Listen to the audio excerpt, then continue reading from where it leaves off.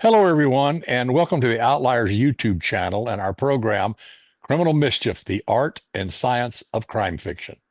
I'm your host, DP Lyle, and I have a wonderful guest, a very dear friend, and a very, very, very smart person, Dr. Katherine Ramsland. Katherine, welcome to the show here today. Hi, thanks for having me. Uh, eh, eh, Catherine is like the Energizer Bunny. She does a lot of stuff. She obviously taught for years at DeSales University, I think even attaining the level of provost, and she recently retired. Interestingly enough, on the same day I retired from my medical practice. So we have that in common. And you've written nearly 2,000 articles and a bunch of books and 70 something books and all that. But she is a forensic psychologist who likes bad guys and really knows a lot about them. And that's the reason we're here today. We want to talk a little bit about serial killers and how they're classified, what we call typologies and all that. But to give the viewers and listeners a little perspective, multiple murderers, because when you're writing fiction, one murder is never enough. You gotta, the more the better. You gotta have a high body count. Yeah, they're really kind of generally classified into a spree killer, which is someone who starts killing and moves from place to place to place, and they never really slow down. Andrew Cunanan, who started in California and ended up in Florida. I mean, what a spree all the way across the country, and ended up killing Gianni Versace on the steps of his magnificent home there in South Beach. He would be kind of the poster boy for a spree killer. And then mass murders are the guy that goes into McDonald's and kills 20 people. Uh, Last is the serial killer, which the definitions have changed, but I think it's down to just two now. You kill two people with a cooling off period, as they say, in between. And I think that if you look at the first two, they're horrific, they're terrible, but it's like, oh, well, that was just a guy, he blew some wires and something crazy happened. And it's over with in both spree killers and mass murders, I think. But when you start talking about serial killers, it's a different animal because they're out there lurking and they're out there planning and they're out there tracking and stalking. And at least that's the image we have. And of course, Hannibal Lecter is the guy that everybody knows as the quintessential serial killer. And it goes with Bundy and some other, other people like that we know. But way back in the 70s, when they started the behavioral science analysis and they started doing interviews of these guys to try to figure out who they were, first, they were trying to say, well, how do we predict this? How do we know? How do we know what makes these guys tick? And they're almost always guys, not always, but testosterone is a dangerous drug. And so they had to come with some kind of definitions. And this led to classifications, typologies, we call it. So this is Catherine's bailiwick. So, Catherine, can you tell us about, the psychological and the behavioral, and then of course the motivational methods of categorizing these miscreants? Yeah, I'll kind of back up a little bit off serial killers to start with the term multicide, because initially that's what it was. It just kind of covered everybody, and it seemed to be practical to begin to make some distinctions, which you've noted. But even within the big three multicides, mass, spree, and serial, are categories. And actually, my co-writer, former FBI profiler Mark Safrick, and I came up with categories for spree killers that had not been done before. We collected the world's largest database of that currently, and from multiple countries. So each of these multicidal categories can be broken down into subtypes. So with I think of mass and spree as being very similar because they're precipitated by a kind of triggering factor, anger or mission or vision or some kind of delusion. And the spree is like a mass murderer, but strung out over geography and time. You mentioned Cunanan, who's a hard one to classify Right. because it took months, and that's not typical of a spree killer. I would say more Charles Starkweather is more the prototype of a spree killer, where he murdered. First, he started with a triple homicide of his girlfriend's parents and younger sister, they then moved on to another place, killed a guy, killed two people, and then it was a chain. And I kind of think we should have kept it at chain killer. There was Hmm. a guy who interviewed him when he was in prison and had called it chain killing. And I wish they would have kept that because I think it's much more descriptive than spree, Right. because it is like the same triggering factor continues to play out as if they're still in the grip of it, which separates them from the serial killer. And it used to be when the FBI first devised their definition, they used to have it three murders on three occasions with a cooling off period, and they also added in locations, different locations. Well, Right. then the problem with that was people like John Wayne Gacy. It's it's at his house each Yeah. time. So does that make him not a serial killer? Of course Right. not. So, and they couldn't define this notion of cooling off period.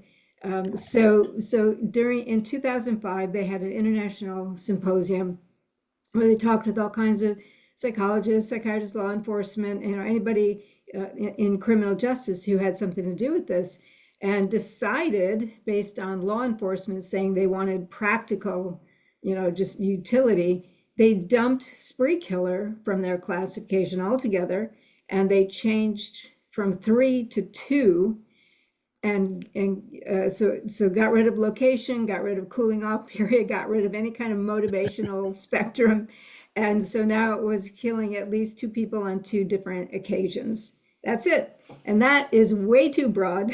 Right. Well, that'd be So like a guy robbing a couple of 7-Elevens a weekend apart. exactly, yeah, Exactly. yeah.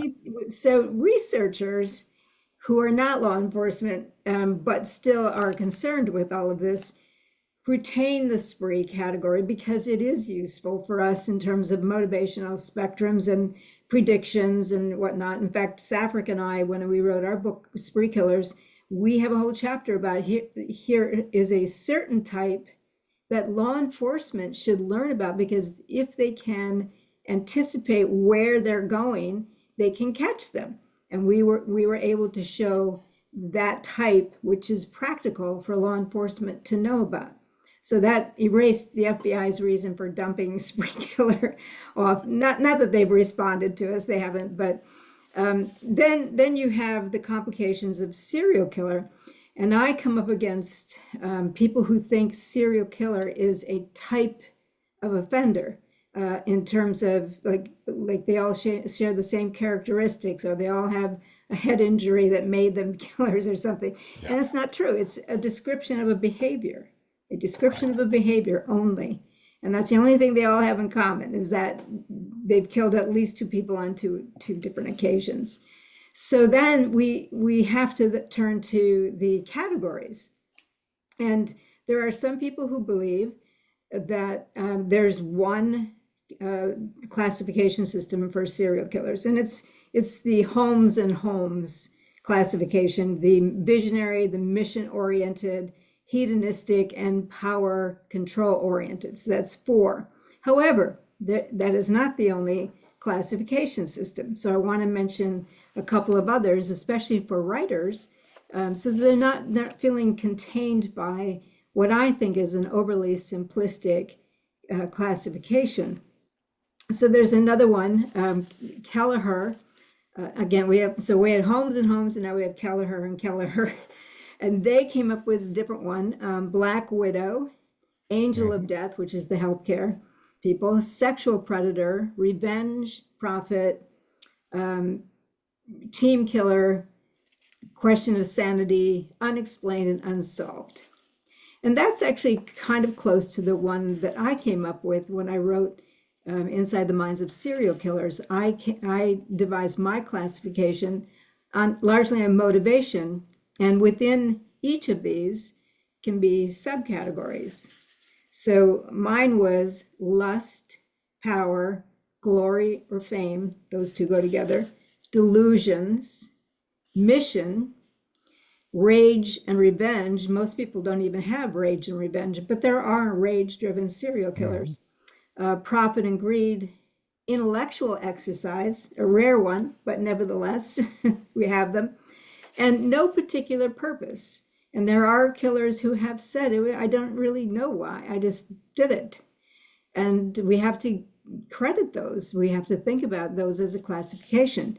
And within those, you might have male versus female. You might have lone offender versus team killers. You might have location types, geographic divisions. You might have racial distinctions. So it's a complicated affair. And the question is, why do we do this? Because we are trying to study the trajectory of people who become these different types of what we call, we group them all as extreme offenders. It goes beyond just a homicide or double homicide. These are people who kill a lot, and sometimes keep going for years.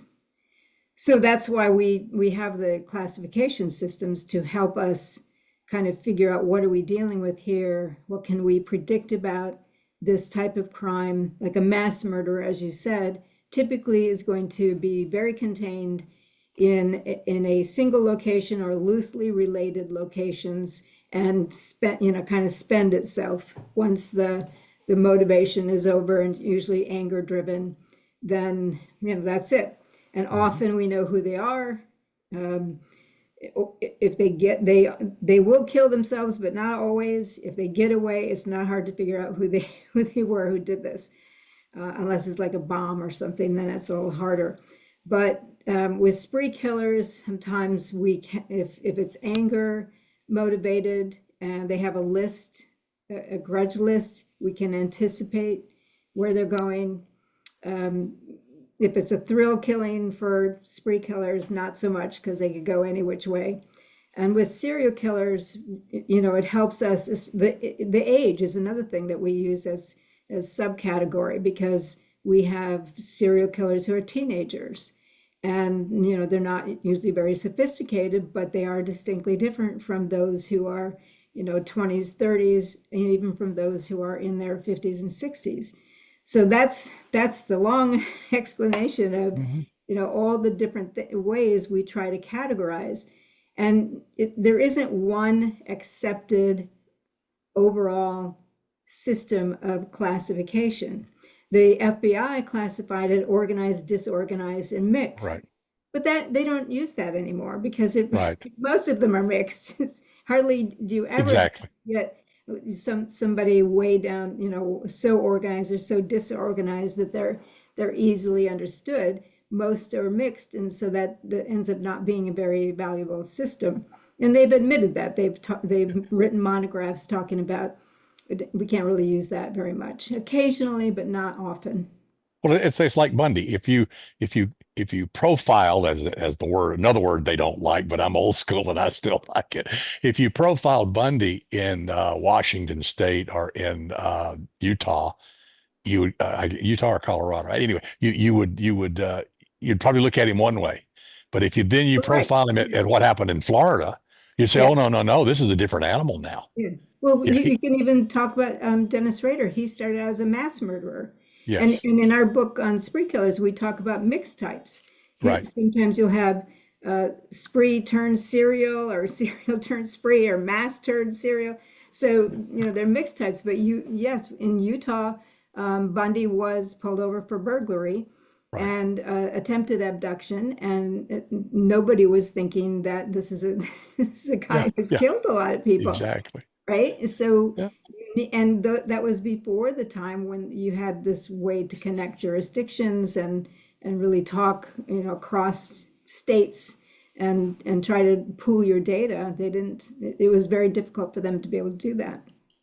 Well, I know that there are people that are, that industry will bring people in to do threat assessments, of people that work there. I remember many, many years ago, here in Southern California, I talked to Park Dietz and to Ann Burris or Burgess, I forget. It's been a long time, but Burgess. they had the threat assessment center out here, and I talked to them about what all they did, and that's what they do. They'll go into business and say, this guy could be trouble, this girl could be trouble, that person could be trouble. Keep an eye on them. These are what you look for. I see that as being much easier to do with mass or spree killers because they're a little more homogeneous in that they get pissed and Exactly. go do something crazy. But with serial killers, and the whole thrust of the whole behavioral science thing was to be able to understand and predict, do these classifications, are they moving in that direction where you think you can start predicting who might become a serial killer? I just don't mean setting fires and bedwetting and harming animals, which of course is important, but are there Except other that's things? not, even that is not Even right. that Yeah, exactly is there's no research to support the McDonald triad as a right, predictor for that. right, And you can predict mass and spree to some extent right, because of the personality, they're right. wound tight, they're not flexible, they're not resilient, they hold grudges, they make threats, they And start it's a confined location situation yeah, usually. Yeah, it is. yeah, And they have a specific reactive kind of personality. You don't predict somebody might become a serial killer. What you're doing with the predictive stuff that the FBI was trying to do is once you have a serial killer, a suspected serial right, killer operating, you can begin to predict when and where. right, That's pretty much what you're limited to. You can't actually look at a person and go, oh, that looks right, like a right. dangerous person to me. Because we have over 5,000 serial killers documented that they range in personality type all over the place. So it's not a type. It's not a criminal Right. type. Right. And Yep. that's the one thing that I keep trying to say to people, and they don't like that because they're so used to the way TV, the way media presents, it focuses on the serial sexual offenders that, have some sadistic streak. And people get in their minds that this is a serial killer. It's a type of serial killer. Right. That's not, Exactly. it's not all the different types of serial killer. And even those, they're very good quite often at hiding the Mhm. any kind of signals of what they're doing, and which is why some of them get away with it for long periods of time. So to look at like students in my classroom and try to figure out who's going to go out and murder somebody, Right. I can't do it. Well, I mean, this is important stuff, obviously. It's important for writers. It's definitely important for law enforcement. The old formula that the cops use is how plus why equals who. And the how, of course, is the MO, when, where, method, all that stuff. How do you get there? How do you get away? All that. But the why is always the answer. That's the single most important clue. If you know why someone was killed, is it for money? Is it for, anger? I mean, what's the reason that this person killed that person? You're closer to finding the answer. And that's why 95% of people have a relationship. There's something going on between them. So you like, and that leads right into what you like, the motivational thing. And I do too, because it's the one that makes the most sense. Tell me why these five people were killed over a 3-month period. Tell me why. Tell me what kind of person would do this. And now I can start moving toward who could have done this, because these are, quote, stranger killings for the most part.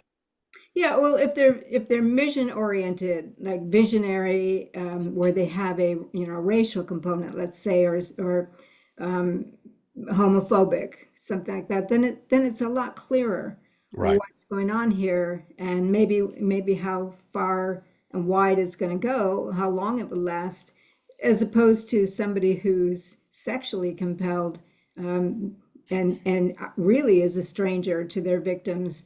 That's a much harder thing to predict and to know how long that will last, and that can go for a long time. Yeah. But also you have, some of our medical murderers, the greed. Yes. If you remember Shipman, who was Yes. making home visits to the patients who loved him Right. for doing that, and then killing them and taking their jewelry and money and getting into their wills and things. And a Yeah. greed-oriented serial killer can carry this on for quite a long time. He had what, over 200, I think, at the end of the About day, over when 300, I think, when they everything. finally Yeah. stopped doing the inquiry. And it went on over decades. Yeah. Yeah. Yeah. Harold Shipman. Yeah. He was, yeah, he got people to write him into his will and into their estates and Yeah, and all that of was that his, stuff. his mistake on one because the Yeah. daughter of his last victim was an attorney who said my Uh, mother would not be writing a will without my assistance. And she had it investigated, and that's how she found out what he was doing. well, what do you think are kind of getting toward the end of this? What do you think are the three or four most common motivational types of serial killers? If if you were going to say a cliche, if you will, what do you think of the three or four most common would be? I would say certainly sexually compelled is the one we see all the time, Right. and the one that people are most familiar with. But greed and profit is certainly are in there, and power, domination. Yep.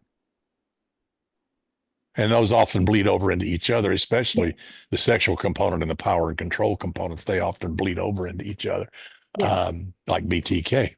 Yeah, well, I think all of them, I mean, most of Yeah, these serial killers or spree or mass killers are not thinking which category would I fit into. right. It's a Venn diagram. Yeah, Right. So it's like look like Gary Ridgway, the Green River Killer. yeah, Yeah, he was sexually compelled, but also, yeah. power, and also he had a Mission. mission, He you had a know. mission. Yeah, Yeah, yeah, so yeah. so where would we categorize him? Right. All three.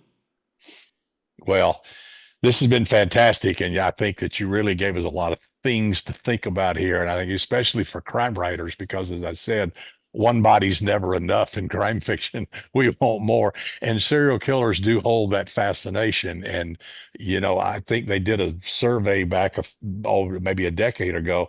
The greatest antagonist and the greatest protagonist in all of literature. The protagonist, of course, was Atticus Finch, from To Kill a Mockingbird, and the greatest antagonist was Hannibal Lecter. And you can see why, because they're both rich characters. One was a very, very, very good man, and the other was so odd and so scary that people were drawn to it like a moth to the flame. And so I think you give it a lot to think about here. Great having you always. Love seeing you. Never often enough.